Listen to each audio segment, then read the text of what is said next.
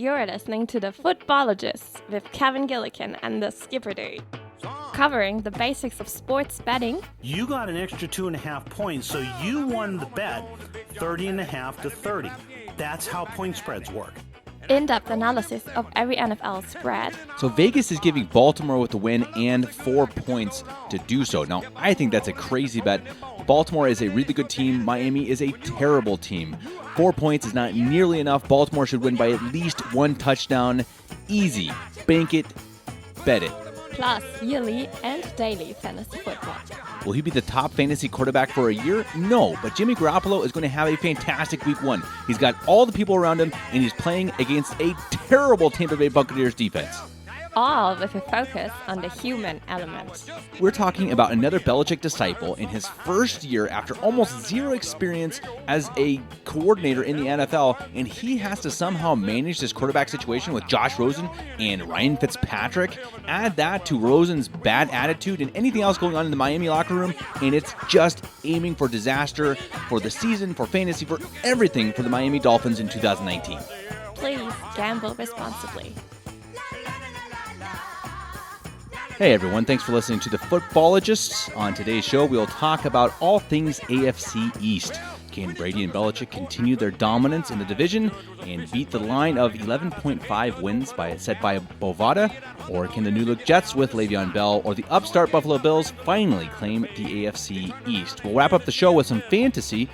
Is the oft-injured Le'Veon Bell worthy of a top 5 pick in yearly fantasy? And will rookie N'Keal Harry become Tom Brady's favorite target worthy of a high draft position? Is N'Keal Harry going to be the next Gronkowski? He kind of looks like it. He's big enough to be the next Gronkowski. Doesn't look very smooth out there, but he's a big-bodied dude. Before we get into the teams, before we get into talking about the AFC East, I'm going to send it over to the Skipper Dude, who's going to give us a few minutes of the basics of sports betting.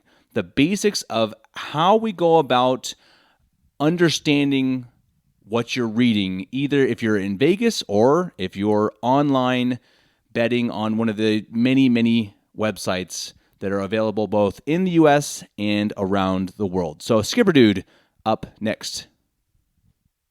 Thanks, Kevin, for having me on and asking me to do a little overview of how NFL gambling works. I think this should be fun. So first of all, if you've ever been to a casino and you know how a casino works, you know that casinos don't actually make their money gambling. Casinos make their money facilitating gambling for others like you or me. If you play blackjack or craps or roulette, the casino is taking the other side of bets that you're laying down, but they've openly rigged the odds to where they will always win over time. Maybe not on 1 or 2 or even 10 particular gamblers, but with hundreds of thousands or millions of gamblers making what probably amount to hundreds of millions of bets, they will always win. The odds of every roll or every hand is very slightly in their favor, and that's what they count on over time to make money. Now, live poker, and I'm not talking about poker machines, but actually live poker, is a little different. Casinos are not involved in betting at all with poker. They're simply dealing the cards and taking a small cut of every hand or of the action. Some poker players will win big, others will lose big, but casinos will always take a very small cut on every game, and those wins, those cuts over time are what help make them rich. Now, sports gambling from a casino perspective is kind of a hybrid between blackjack and poker. So technically, when you make a bet, you are betting against the sports book. But the job of the sports book is to see to it that an equal number of dollars, not bettors, but dollars, are being bet on both teams. That's where they make their money. Now, I'll explain. So let's say there's a game, hypothetically, in 2019, actually, this will come up, with Miami at New England. Okay, on paper, this is going to be a total blowout. Now, if casinos were to just take a bet on who will win this game, 98 or maybe even $99.50 out of every 100 are going to be bet on the Patriots. And when, as is likely, the Patriots win, it would leave a disaster for the casino. So they can't take that bet. Remember, casinos make their money little bits at a time when equal number of dollars are bet on both teams. And here's how they do it. So They have two different ways of evening things out and making the betting on both teams roughly equal. The first is called the point spread. Now let me switch over to a real-life Week 1 2019 game, and that's the Broncos at Oakland to play the Raiders. The Raiders are the favorite in the game, so to make the betting equal, casinos basically gift the Broncos 2.5 points, which is what they've done. So let's say the Raiders win that game 30-28. The Raiders won the game, but from a betting perspective, if you took the Broncos, you got an extra 2.5 points, so you won the bet 30.5-30. That's how point spreads work. Now, when you made your bet and you took the Broncos and the 2.5 points, you probably saw a line of minus 110. What that means is that you needed $110 to win 100. That's the minus 110. Now, to make the numbers here a little easier, we'll just say $11 to win 10. The guy who took the Raiders and gave up 2.5 points, he also had a line of minus 110, and he also bet $11 to win 10. So combined, the two of you bet $22, 11 plus 11. You won the bet, so you won 21. You won your original $11 plus the 10 that you won, the 11 to win 10. The Raider better got nothing. So the two of you combined bet $22. You got 21 back. Where did the extra dollar go? The casino kept it as a service fee. That's how they make their money. Now, the other standard way to bet on football games is what's called the line. It's fairly similar to the minus 110 I just discussed above, except that with the line, there is no point spread, and to win your bet, you only need your team to win the game. Now, it gets a little bit more complicated, the numbers do, but let's go back to the Broncos at the Raiders. The Broncos are a plus 125 to win that game, and the Raiders are a minus 135. What that means is that if you want to bet on the Broncos, a $100 bet on the Broncos will win $125, and a $135 bet on the Raiders will win $100. Okay, that's how lines work, and then basically the same type of thing on that spread between 125 and 135. That's where Vegas makes its money. All right, so now beyond the basics, casinos also try to spice things up with bets like parlays, where you pick anywhere from 2 to about 10 or even more games, and you win money based on the number of games that you win. You actually have to win all of the games, and if you win them all, that's why it's called a parlay. You win multiple times your money. So let's say you picked 2 games and won them both.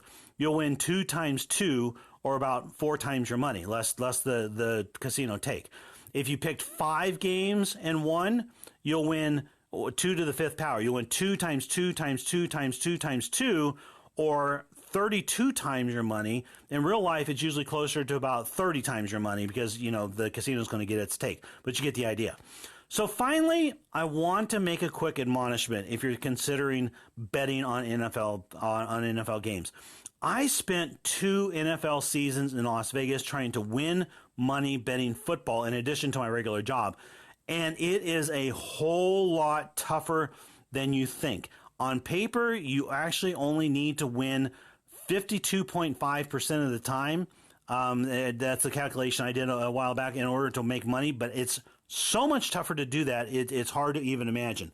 In fact, the better I got at analyzing games during those 2 seasons, the worse I actually did betting. And I kind of learned how extremely far away I was from being able to forecast games well enough to make money consistently. For me, I got to kind of where I was like a scratch golfer betting wise. Pretty decent, but I was nowhere near being a PGA pro and nowhere good enough to make money consistently, because it's only those PGA pros of bettors who are going to actually make money consistently. So, as entertainment, sports gambling can be a ton of fun. I love it. It can help amplify the fan experience on game day and just make for a lot more adrenaline in watching the NFL. But as an addiction or as a money-making career, just don't go there. Just don't. Have fun with it and keep things in moderation. Kevin, back to you. Thanks to the Skipper Dude for that brief summary. Hopefully that makes a little bit more sense for anyone who's going to be listening and following this show. The Skipper Dude is actually also going to be part of the show when the regular season starts. We're going to be betting every single game against the spread all year long, but only for the regular season. We're not going to do it preseason. In the preseason, we're going to talk about the yearly bets. We're going to talk about teams, their overall records, if you should bet the over-under, and then we're also going to talk a little bit about their over-unders of their chances of making winning the AFC East or winning the Super Bowl, etc. One of those teams we're going to talk about a bit today, New England Patriots. Yes, as always, they do have some very tight odds of winning the AFC and, again, winning the Super Bowl. Now, that can't be said for all of the teams in the AFC East, and that's partly why New England has such good chances, as always, to win their division and even win their conference. And as we go through each team, I want everyone to remember, first of all, this is a show that's mostly subjective. This isn't all about the numbers. We'll obviously talk about the numbers, the stats. This is a show we want to really focus on the human element. We want to talk about injuries. We want to talk about fit, new coaching schemes. We want to talk about drama in the locker room. We want to talk about things that could affect teams week in and week out, and especially yearly, that will help us understand how to bet this week. You can find all sorts of shows, all sorts of articles out there that can tell you all the statistical advantages for each team. As I've found, as I've bet year in and year out, if you win 51% of your bets, then you're usually a pretty good bettor. I mean, it's a really hard business. And I have a hard time betting with stats. I have a hard time really coming to grips with what works. And so I decided that, okay, how about we look at the things that affect people? Because this is still a game played by men, right? So I think things like, again, home field advantage, how long they have to travel, going from West Coast to East Coast, playing late games or early games. These are things that are going to matter during the year. And of course, these are things we'll talk about and focus on when the regular season comes. Now, that's what I want to bring up in this first segment. We're going to talk about first the New York Jets of the AFC East. What are their odds to win the Super Bowl? What are their odds? What's their prediction for their wins this season? Now, last year, as everyone knows, the New York Jets were not very good. They were 4-12. Did not look great. They played one really good game against my Denver Broncos, unfortunately, but they do have a team that seems to be trending in the upwards direction. They have a young quarterback who looks quite good. He looks like he's a guy who's really could put it together in 2019. Now, that's something that there's a lot that goes into that. Of course, as we all know, a quarterback has to have the skills, he has to have the talent, he has to have the brain, and he has to have the team around him. Now, the big question with him is he going to have a good enough offensive line? Is Le'Veon Bell going to be the running back that he was in Pittsburgh? All questions that we're going to have to find out. So, we want to start with the Jets. I'm getting my line this week from Tipico. That's because I am broadcasting from Germany, so a lot of my spreads and my lines, the U.S. ones, are not available to me. I hope to be working with Bovada in the future, but for now, we will use Tipico, which is one of the better ones that I found in Europe. For the Jets, Tipico has the Jets at 6.5 wins in 2019. So that is going up 2.5 wins from last season. And so the question is, do I think that the Jets are a buy or a sell? Do I believe that they're going to win 7 games or more, or do I believe that they will win 6 games or less? The way I want to approach this first is piece by piece, again, focusing on the human element. The first piece is the coaching staff. Now, as we all know, the New England Patriots have been dominant for years. Now, part of that, I firmly believe, is because they've got a great coach, they've got a great scheme on both sides of the ball, and they've been consistently there. Guys know what to expect. Guys understand what's coming. They go into that building, and they know what they're going to get from Bill Belichick and Josh McDaniels. That's not the case this year in New York. They've got Bill Gase now as the head coach. He's bringing in a brand new offense, an offense that didn't really succeed in Miami, also of the AFC East. Now, it was an offense that had a bit more success in Denver a few years ago when he was the offensive coordinator, but it's not even really the question of if the scheme will work. It's more of a question of these guys all have to learn the scheme, and they have to learn it quickly. They've got to learn this in just a few weeks, really, of the preseason. And so usually teams learning new schemes, it takes them a few weeks to pick it up, if it's a good scheme and if it's a good coach. And of course, that fits hand in hand with the New York Jets' schedule, which is pretty tough to start. They face at home Buffalo, at home against Cleveland, on the road against New England, and then they have a bye. That's tough. I see all of those as losses, partly because of a new scheme. We'll go through their schedule coming up at the end of the segment. Now, what else is wrong with this team? What else should we focus on? What's really important for every single team is the guys in the trenches, especially the offensive lines.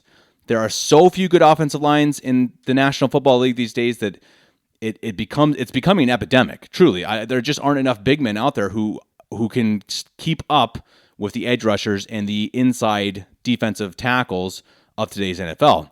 And the Jets are definitely a good example of that. Last year, they were 26th in the NFL and I think that's according to Pro Football Focus, and led very directly to the 4-12 record. They had a terrible run game and did not do much for blocking Sam Darnold. So 2 negatives right off the bat for the New York Jets. Now, probably the most important point of every team is having a quarterback. Now, I've gone on the record many times saying that you have to have one or of two different strategies with a QB. Either you need a Hall of Fame quarterback or you need a young quarterback who you can build around his cheap salary. Now, the Jets do have that. They do have Sam Darnold, who again shows a lot of promise. They've got Robbie Anderson as a guy who looks like he could really be a number one target wide receiver, and he showed like he could be last year. And now they got Le'Veon Bell. So the offense has some pieces. There are some things on this offense that look quite good. The problem is after those three guys, there's not much. Now, Quincy Enunwa, okay, decent. He can get you some catches. He can be your security blanket. But again, they didn't really beef up their offensive line. They didn't really help it. And that being the case, it's another negative for me. Another negative. Now, a positive I see is that according to Newsweek, the Jets have the second easiest schedule in all the NFL. Now, I'm actually looking through their schedule, and I'm not sure I agree. And again, we'll talk about that in a minute.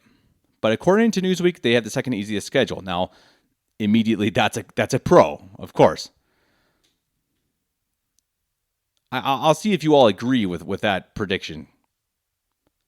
Finally, I want to talk about the drama that could possibly be happening in the locker room and also injuries. Big news just came out today that Avery Williams, their starting inside linebacker, is out for the season with a torn ACL. That is horrible news. They already have a brutal secondary, almost barely any starters at cornerback, and now to lose one of your top players on defense at linebacker is brutal. They have a good defensive line, some really good young guys, but boy, when you lose someone like that, you already have a rough-looking secondary. The defense is not looking good. Now, the drama in the locker room, I think this is an interesting thing because the two coaches are not known as being Mr. Friendly, Mr. Nice Guy. Adam Gase, I wouldn't say he's got the best reputation. I don't think he doesn't have the worst reputation either. But he's a coach who, sometimes he says some weird things. He's got some weird mannerisms. I mean, if you've seen this guy up during some of these press conferences, he looks like he should be in a loony bin.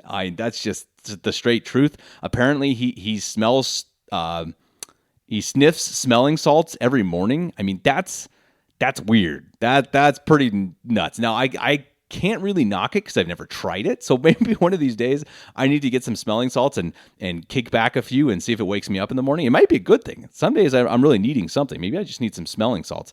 Anyway, kind of a weird guy, but he is regarded as a very good offensive coordinator and a good quarterbacks coach, a guy who can really whisper to them, whisper in their ears sweet nothings that make them succeed. Now, we'll see if that's the case with Sam Darnold, but the drama in the locker room with him, I think it's more that he's just kind of odd than he is, a bad dude. Now, his defensive coordinator is Greg Williams, who's famous for Bounty Gate with the New Orleans Saints back, probably 10 years ago now. He's another guy who's known for being, I don't know, what's the word, brutal? I mean, he has maybe not the regard and respect for other teams and players that you'd probably like. I'm a guy who I like to see players hurt. I never like to see players injured. When I mean hurt, I mean like bruised. They got a bruised backside, but they're still playing. That's cool for me. I don't think Greg Williams feels the same. I think he's okay, it seems, with like actually injuring people. I think there's even some proof from that in his time with New Orleans. That's not cool. I don't think that's not a good, I don't know, that's not a good base to set for your team. I think that's something that causes issues. It causes issues. When guys start losing that respect for other even opponents, I think you lose a little something of yourselves, a little something as a team. So I think that's a negative. I think he's shown that he can be a really good defensive coordinator, which we will see. But again, just looking at the human side, I think these things they can come back and hurt you sometimes. Karma is a female dog. Okay, now let's look at their schedule real quickly. So regular season, they start off again against Buffalo at home, Cleveland at home, at New England. Those are all losses to me. Sure, Buffalo, you can question it, but we'll talk about Buffalo in a bit. But I've got that as a loss. Then they've got a bye. I don't like early buys. Now, maybe it's going to help them a little bit because they've got a pretty tough early schedule. But week 4 bye, you're going to get beat up by the end of the season. So that's a bit of bad luck for them as well. At Philadelphia, that's a loss. Versus Dallas, I've got as a loss. Versus New England at home again, that's, again, a loss. So I've got the first 6 games not looking good. Now, maybe they're going to win 1, but I don't like any of them. I don't. Now, maybe I don't love Dallas. I don't love Buffalo, but I like them better than New York. So I got them at 0-6. At Jacksonville, I've got a loss. At Miami, I finally have as a win. I think Miami's going to be brutal, which, again, we'll talk about in a minute. Versus the Giants, I also have as a win because the Giants are also terrible. At Washington, this is kind of a push for me, but I'm going to give it to them as a win. So I've actually got them winning 3 after losing their first 7.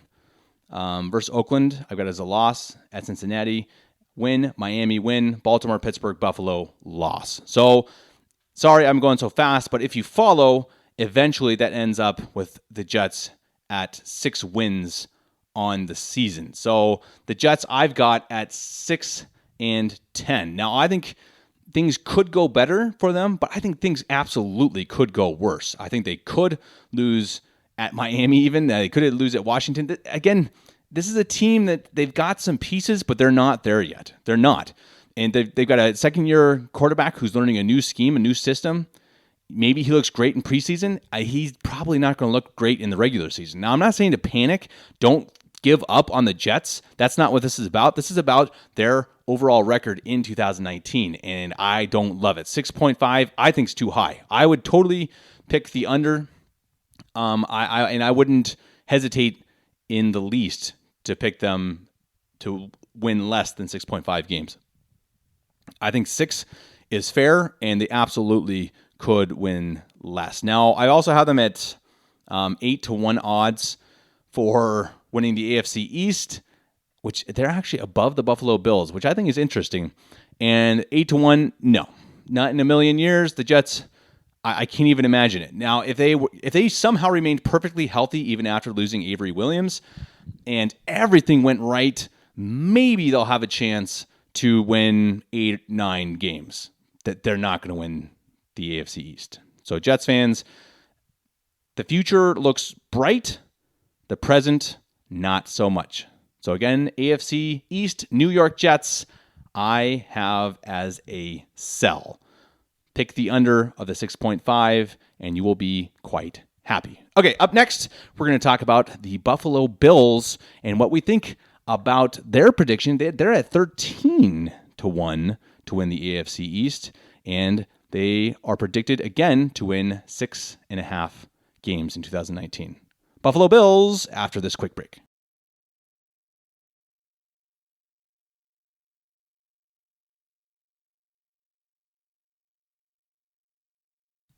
All right, now we get the Buffalo Bills. So, as we know, there are going to be a couple really bad teams in the AFC East. There's going to be one really good team. The Bills are the ones that I think are pretty interesting for me. I think they're a team that could be closer to having reached a point where they're closer to good than bad, but still some things need to go right.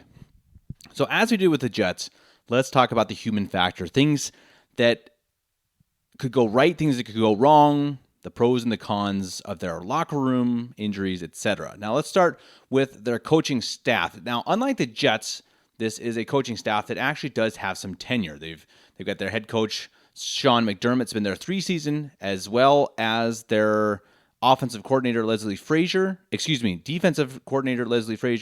and Brian Daboll will be the second season as the offensive coordinator. So they've got a bit of continuity there. They've got guys who have set schemes, they've set a culture, and everyone knows what to expect. The players aren't all coming in and learning something new. Now, obviously, some of them are, but you have a second-year quarterback who at least has the same scheme as he did in his first season. And that's a big deal. Again, that is not a small thing. And we've seen it in teams over and over. We've seen quarterbacks ruined. We've seen careers ruined partially because they always have to adapt to a new offensive scheme. And that can't go underrated. This is absolutely something to give as a pro for the Buffalo Bills. There is continuity, even if sometimes there are rumors coming out that that's not a high-class organization. I don't think I've heard anything against the coaching staff. I think the coaching staff is solid. Now, will they succeed? Let's see. This is probably their last chance, which I think means they could do something fairly special in 2019, depending on what you mean by special, I guess. But coaching staff is a plus. Like the Jets, they had a terrible offensive line in 2018, and they didn't seem again to get a whole lot better. They added a couple pieces. I think they drafted a guy or two. But from what I've read, it doesn't sound like the fans, the experts are too hip on the offensive line again. And you pair that with, LaShawn McCoy at running back, who was brutal in 2018. And that's definitely a con. That's definitely a bad point against the Buffalo Bills in 2019. The running game, their offensive line is not going to be great, which again means that their quarterback, second-year guy, Josh Allen, is going to have to run for his life. Now, that's a mixed bag because he's really good at running for his life, but you don't want him to become the next Cam Newton. I mean, he is very much built like Cam Newton. In Newton, he's just gotten banged up. He took too many hits in his early years. And now maybe that won't affect Allen in his second year, but it always could. I mean, one shot and you're done. You get shot to the head, you get your legs taken out, whatever, and the quarterback's done. And every time you run, you open yourself up to that a bit, more so than if you're standing in the pocket like normal quarterbacks. Now, again, Allen can really make things happen, and he was a blast to watch and good to have on a fantasy team. But does that make him, a guy that you can really trust for a year? We'll have to see. Now, can he learn to stay in the pocket more? Can he learn to, the footwork required? Well, maybe. He's got another year in the same system. So I will trust that even more than I would trust Darnold. I think Darnold's a better quarterback, but learning a new system, Allen is second year, same system. So I actually kind of like Josh Allen this year. I think he's going to take a step forward. I don't think he's ever going to be a guy who's going to be extremely accurate. That's just not who he is. But he can be a bit of a gunslinger. He can make some of the throws, and I think he'll take that step forward. Now, his receiving core is not great, but it's really solid. You got John Brown as your number one. Cole Beasley is a really underrated guy for at least being that security blanket who helps, the quarterback feel comfortable, especially a number two quarterback. And they've got this guy, I think my favorite story coming out of the Buffalo Bills camp is this guy named Christian Wade. I believe he's from England, maybe from London, and he is a former rugby star. And we've seen this before. These these guys coming from other sports thinking they can succeed, and usually it doesn't go anywhere. Even in preseason, it doesn't go anywhere. But this guy is totally lit up preseason. He's had two big time plays. I think it was a punt return in preseason week 1, and then this last game a couple days ago, he had a big, I think maybe 55-yard run that was impressive. I mean, really impressive. He got out of a couple tackles and showed some really good escapability and just straight up speed. And so he's actually a guy who looks like he could be something. Now, I think he's listed at wide receiver. Now I got to check.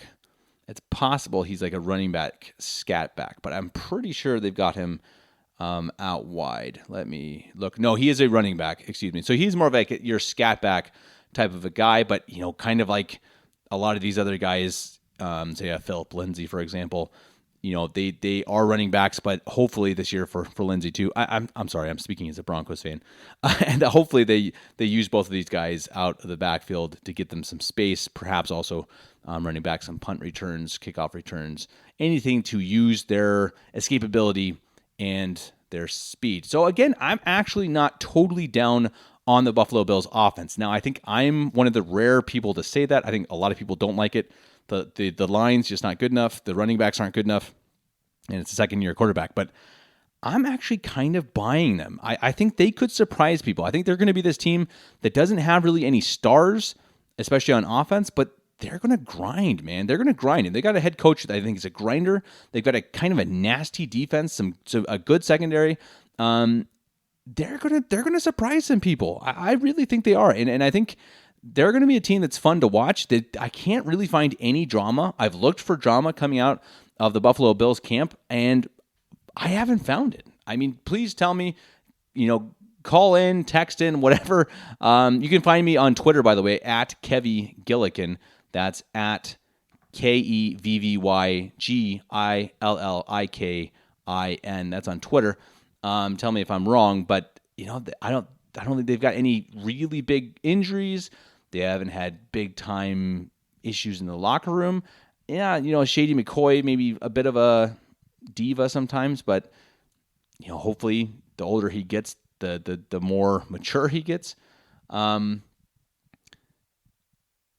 yeah, so let's look real quickly at the schedule as my computer freezes. If I remember right, again, they are in the group that has the easiest schedule in the NFL, according to Newsweek and I think CBS.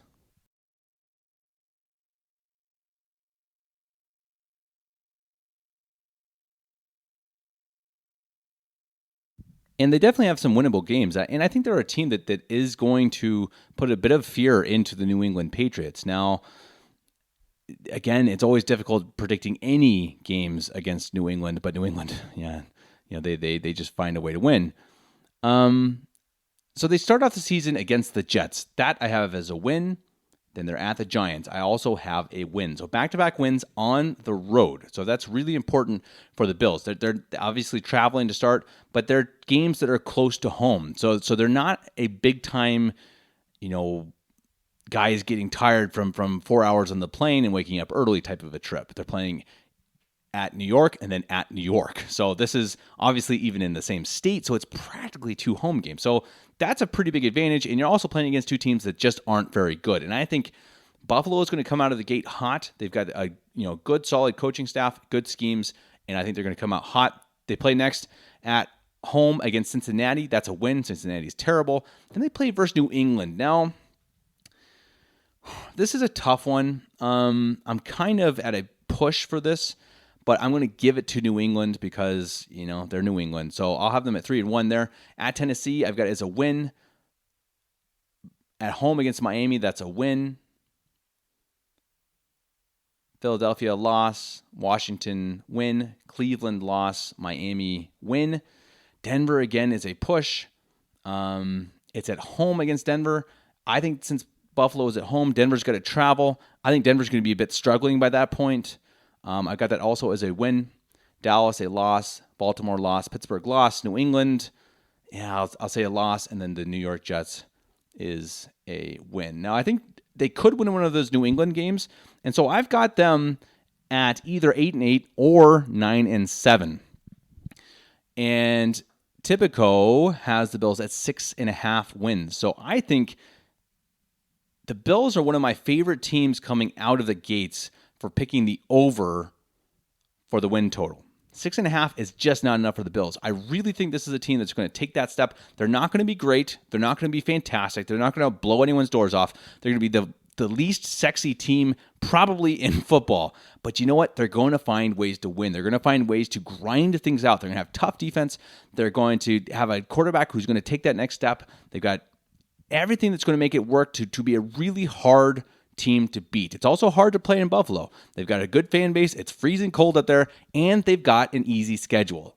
And I think that is going to lead to them absolutely going over the 6.5 win mark as set by Tipico. So I am buying the Buffalo Bills. So I am absolutely selling the Jets, buying the Bills.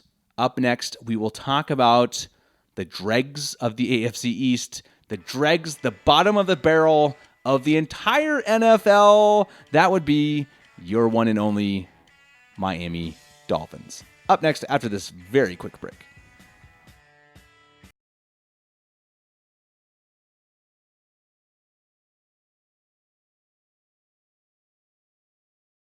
All right, now it's time to cover maybe the worst team in the National Football League. They're definitely going to be in battle for it with a few others.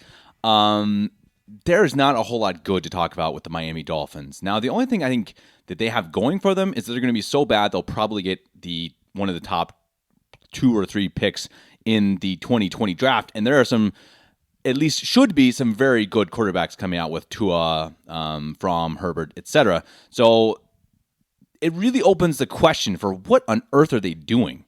First of all, they got Josh Rosen, of course, from Arizona, who totally failed as a rookie in Arizona, which is no surprise because the Cardinals were terrible. So he got traded to Miami. And then almost right away, they went out and got Ryan Fitzpatrick, which is like, what? That's the first question. Like, what are you doing? Well, why go in and bring in a veteran who who's going to be able to win you games, who's immediately going to be a problem for this young quarterback you brought in? Now, I get the whole competition thing, but do you really want competition this year? Don't you want to just see what Rosen can give you? And if he's terrible, cool. That means you get a high draft pick. And if he's great, then hey, spend the high draft pick on someone else. Or hey, maybe you see you have the future of the franchise in Josh Rosen. So Fitzpatrick makes zero sense to me. Zero. I don't understand why on earth they went and did it. And it's another kind of boneheaded decision by a boneheaded organization. And they've been like that for years and years, really since I can remember. I mean, they've been terrible. Really since Dan Marino, right? When was the last time they were relevant? I mean, they were decent a couple years with Adam Gase and Ryan Tannehill, but they were never good. And you hear so many things coming out of the organization it's not fantastic. They don't have a great fan base. They don't have great leadership at the top. So there's not much going on here. Tipico, again, who we're using for these picks right now, Tipico has them at 5.5 wins. In 2018, they were 7-9. I think 5.5 is a completely ridiculous line. Ridiculous. I don't see any possibility of the Miami Dolphins winning 5 games even. I mean, no less 6. I mean, 5.5, no way. I mean, they've got a decently easy schedule, but it's not super easy. They have probably the worst quarterback situation in football, even though, yeah, Fitzpatrick's going to win you a couple games. He's also going to lose you a couple games. I mean, the guy is who he is at this point. He's great in fantasy. He can make crazy passes, and then he will make boneheaded passes. And he's a guy that he's going to create problems. He's going to create problems because everyone loves Fitzpatrick. They like having him around. He's a great teammate. I just saw in preseason game 2, he was out putting his shoulder down and running over a safety in the preseason. I mean, it's ridiculous, but it's awesome. I love Fitzmagic. I think everyone does, but I don't love him for Miami. It makes zero sense. Josh Rosen is another guy that he's got to prove everything. He's got to prove he's an NFL quarterback. He didn't really get a good shot at it in Arizona, and now it looks like he might not get a shot in Miami. I mean, and so he is in a tough position.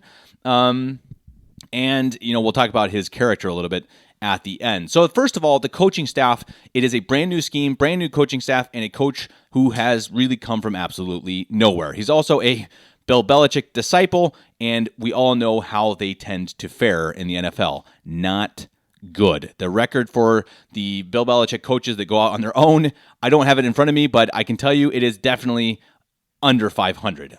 Really brutal, and I just don't see why we think Flores is going to be different. Now, maybe he's a great guy, a great coach. I don't know. I mean, we can't know because there's really no information on him. So I guess obviously he has potential, but again, he's bringing a new scheme, a new idea, he's probably going to try to bring the Patriot way, and at least in the first couple years, that doesn't work. It took the Patriots a while to get it. They have Bill Belichick. They have Tom Brady. You can't just come and make another team the Patriots. And that's what these coaches tend to try to do, and that's why they usually fail. Now, maybe it'll be different with Flores, but not in the first year. No way. It's like the perfect storm for ugliness.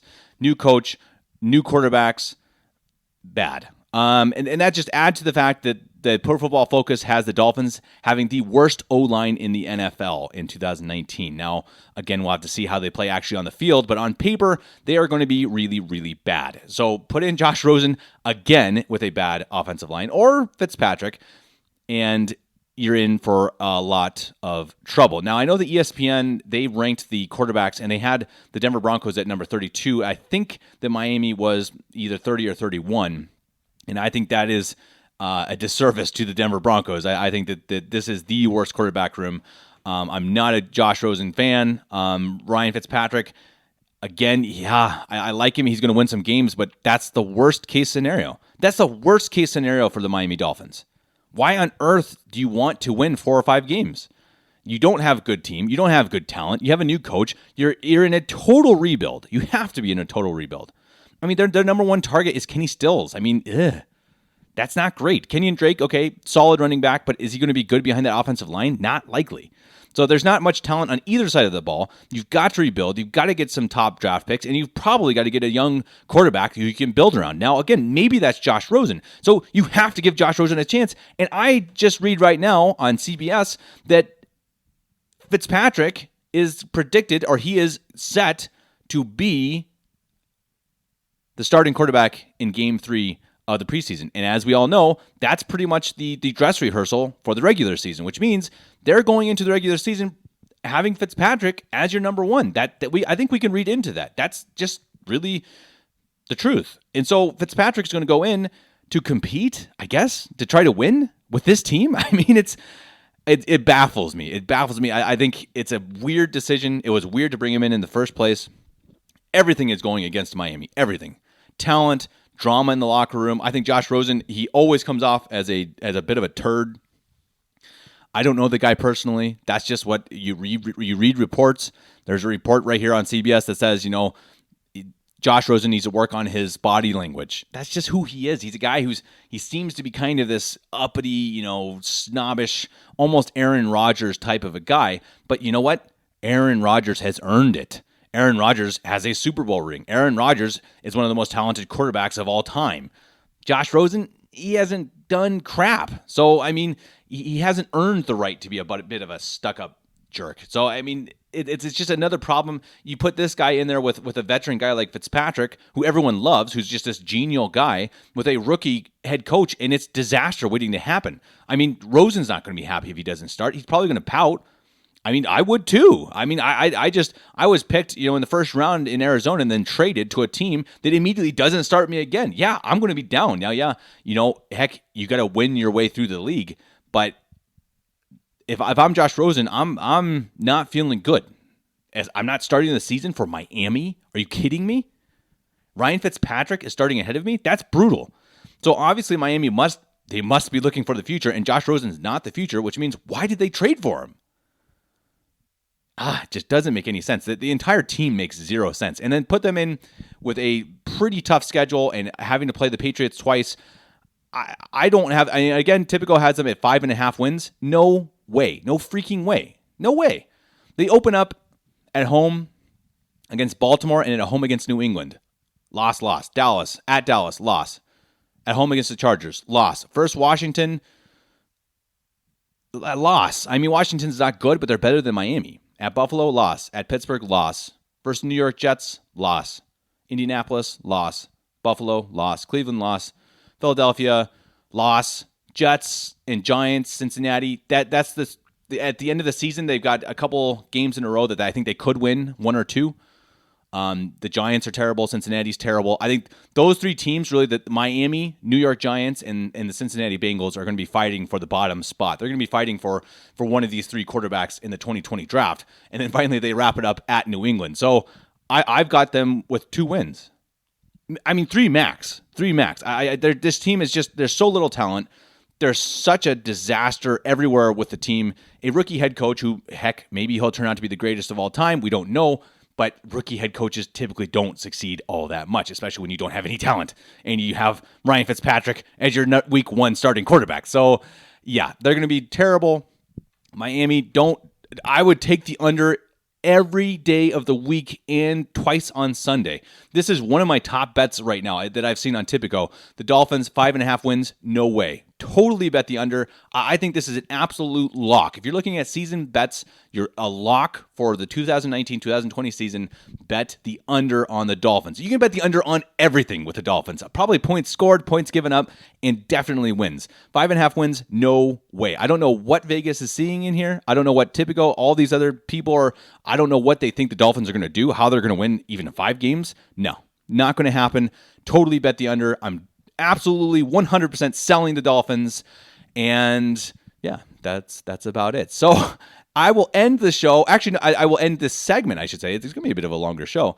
We're going to do the New England Patriots, and then we'll talk a little bit of fantasy football and the impacts of the guys in the AFC East and who will be impactful for daily and yearly fantasy football. So New England coming up after a very quick, we'll say a musical intermission.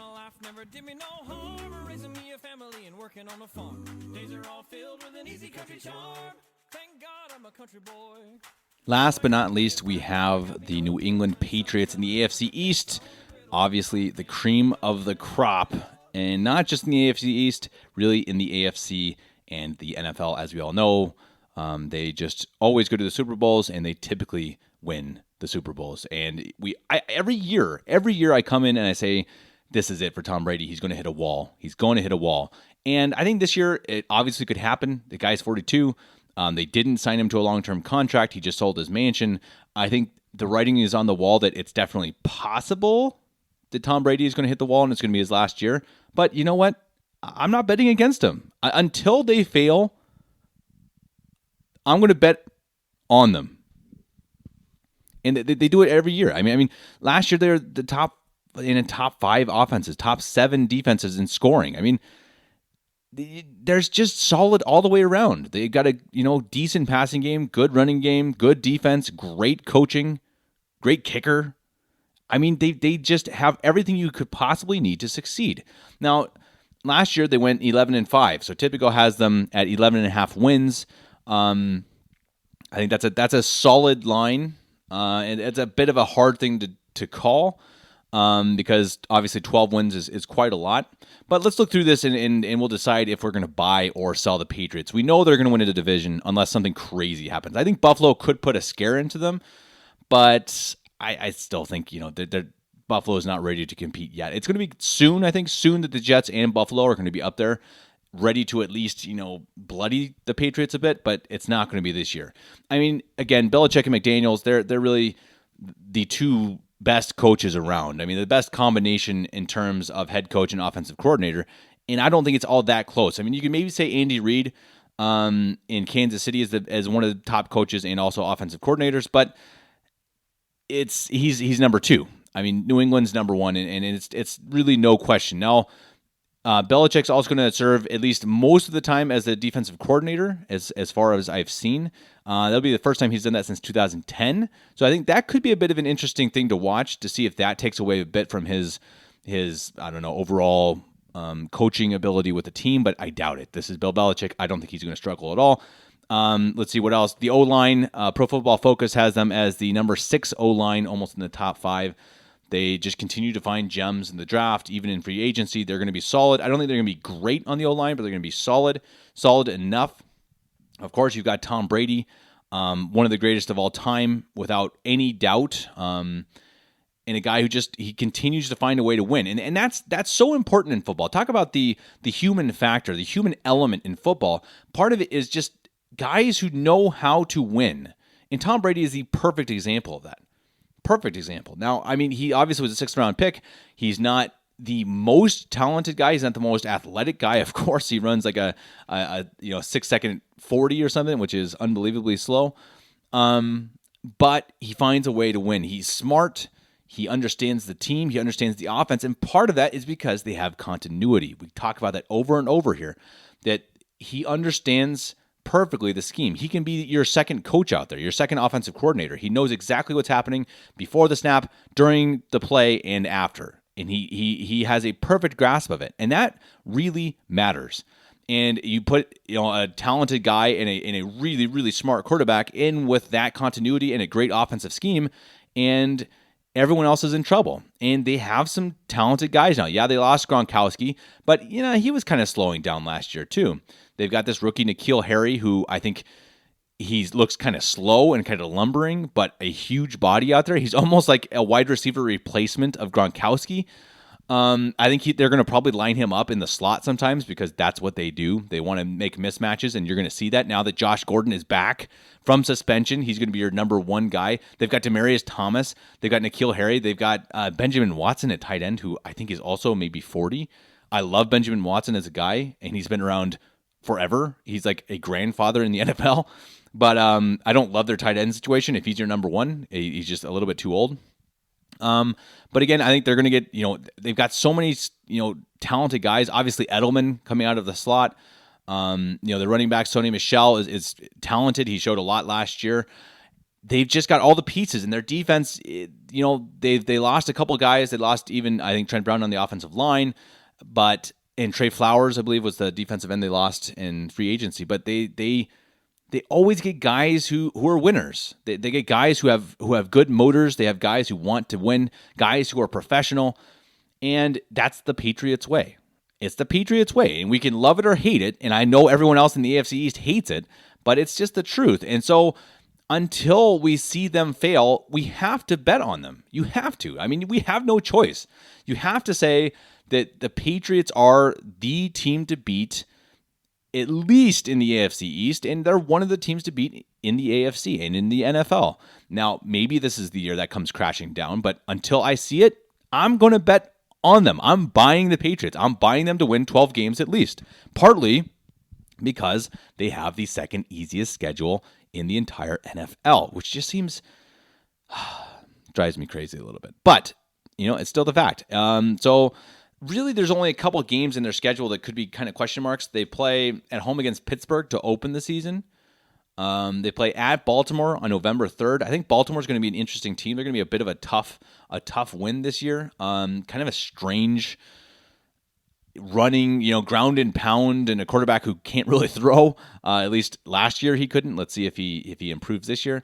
They play at Philadelphia, at Houston, at home against Kansas City. And that's about it. I mean, you've got obviously 2 against Miami, 2 against the Jets, 2 against Buffalo. I think Buffalo could put a scare into them, especially at Buffalo. I think that could end up being a loss for the Patriots.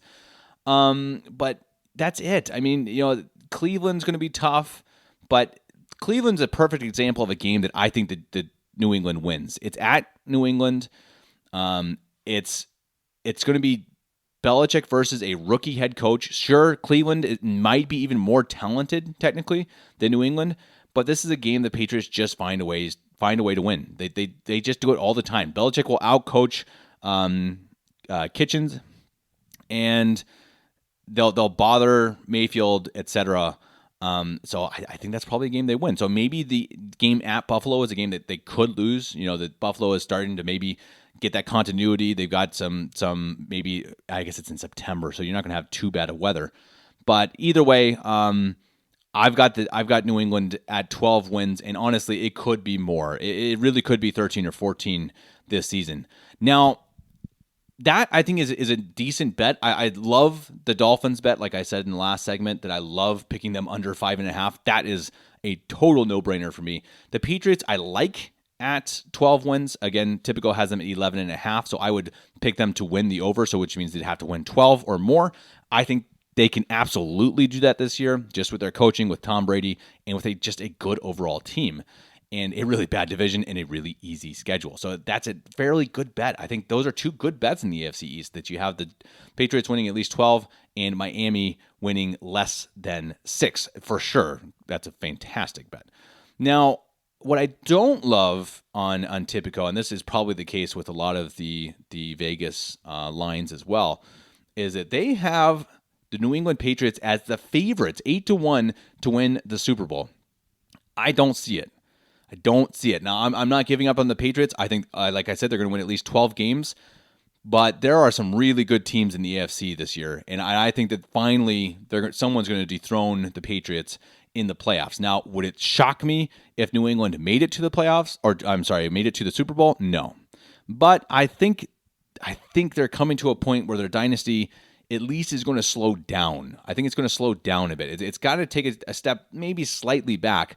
And you've got teams like the Kansas City Chiefs, the Los Angeles Chargers, the Cleveland Browns, the Colts, the Steelers even. There are some teams that are really going to put some fear and really threaten the New England Patriots crown. So I don't like that bet with them as the favorites at 8-1. I wouldn't take it, but I wouldn't blame you if you did, because, well, they're always there. They always find a way to get there. And so, you almost really can't bet against Bill Belichick and Tom Brady and company. Anyway, that really wraps it up. I as we see, if we look at the overview in the AFC East, we started the show talking about the Jets. We're selling them at 6.5 wins. The Jets are just not there yet. They're getting there. They're getting closer. They're on the right direction. But new coaching staff, second-year quarterback, bad offensive line, a couple bad injuries, and a really bad secondary is going to lead to 6 wins or less for the Jets. The Dolphins, we did the Bills next. The Bills, I'm buying. They also are at 6.5 wins, according to Tipico. I've got them 7 or 8 wins. I think they'll go over the 6.5. They're going to be good. They're not going to be great. They have continuity in the coaching staff. I like Josh Allen to take at least a small step forward. Their receiving core they're not sexy, but they're going to get the job done. And they don't have a whole lot of drama, I think. So I think the Bills are going to take that step forward to be around 500 this year. Now, the Dolphins, as we discussed, are going to be terrible. They could be the worst team in football. They really could. They could go undefeated, or they could go defeated, excuse me. They could go with winless in 2019. But, 5.5 wins is way too high. That's a fantastic bet. Go bet on the Dolphins and the under for 5.5 wins. Absolutely all day. New England, we are also buying at 11.5 wins. I'm buying that. I like them to win 12 or 13. They've got an easy schedule, and they're the Patriots. What else do we need to say? They're the Patriots. They've got more offensive weapons, even though they lost Gronk. And Brady's going to do it at least. He can do it at least one more year, I think, and at least in the regular season. I don't love them at 8-1 to win the Super Bowl, but they are going to be very, very good in the regular season, as they always are. That's it. That wraps up my show for the betting side, and we're going to go one more segment and briefly talk about who we should focus on in fantasy football, in yearly fantasy football in the AFC East.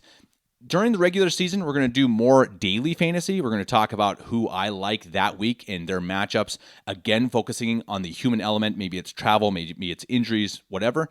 But obviously here in the preseason, we're going to talk about guys overall in their division. And of course, it only makes sense to do so in yearly fantasy football. So yeah, we'll talk about that next after another quick intermission. All right, final segment. We're going to go over a little bit of the fantasy from the AFC East. Guys we should look for, guys I like, guys I don't like.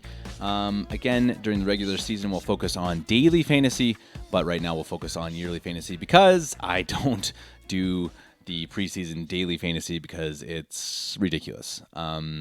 Anyway, who are we looking for in the AFC East. Let's start with Miami. Absolutely nobody. I don't like anyone on the team. I don't like the quarterbacks. Now, yeah, Fitzpatrick, you can take a flyer on him. If he's way back and you want to just put him on your bench, and if your quarterback gets hurt, plug in Fitzpatrick in the first few weeks, because you know he's going to have a game or two where he throws for like 400 yards and 5 touchdowns. It's what he does. But he's also going to have some total duds where he throws 6 interceptions. So he's a risk, but I wouldn't draft him. I mean, maybe at the very end, maybe a free agent, put him on your bench. Tom Brady is also a sell for me. I mean, it's clear that Belichick and McDaniels are winding him down. They're starting to put him out to pasture slowly, one step at a time. He only averaged 17.5 points per game in fantasy last year. That is definitely in the lower 20s, or I think lower teens, I should say, around the 17, 18, 19 mark among quarterbacks. So he's not worth anywhere near a high draft pick when we're talking about quarterbacks or draft period. Now, who else should we look for from the Patriots? Obviously, Edelman is always a good pick. Again, all of these players, it depends on where they're available in the draft. Edelman's going to get plenty of targets, as we've seen. He's going to get plenty of catches, especially in PPR leagues. He is a buy. Josh Gordon is back.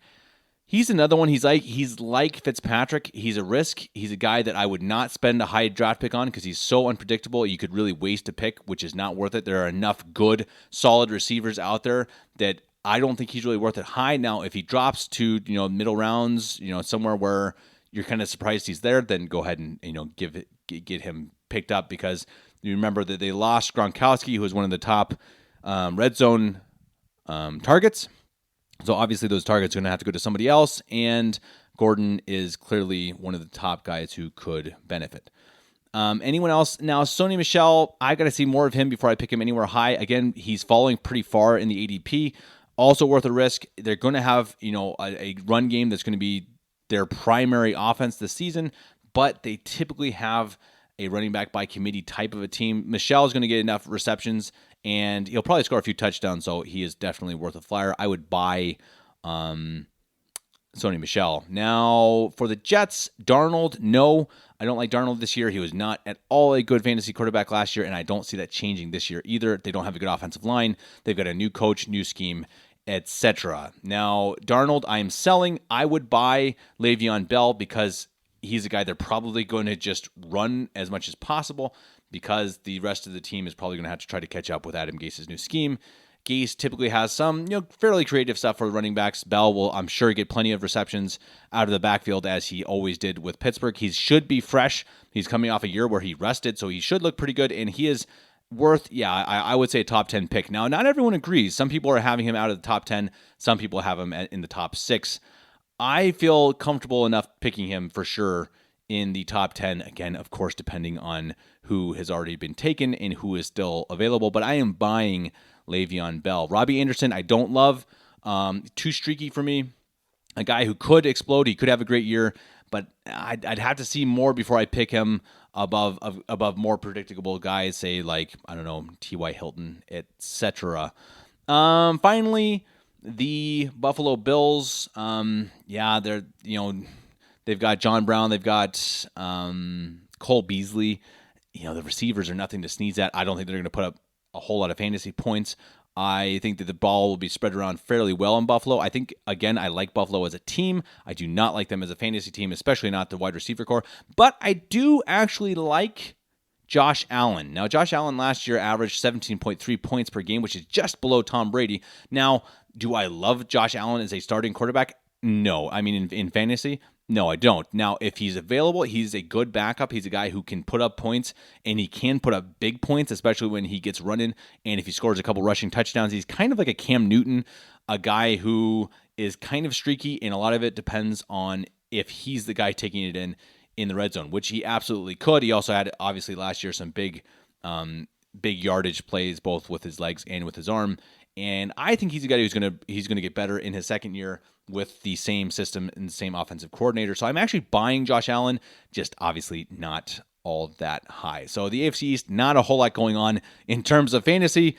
Le'Veon Bell really is the big name, and I would definitely pick him with a top 10 pick and risk it a little bit, but he should be fresh and he should work pretty well in that system. Okay, that's all I've got for today. I will see you all next week. If anyone has any questions, comments, concerns, find me on Twitter at Kevy Gillikin. That's at KEVVYGILLIKIN on Twitter. Till next week, take care.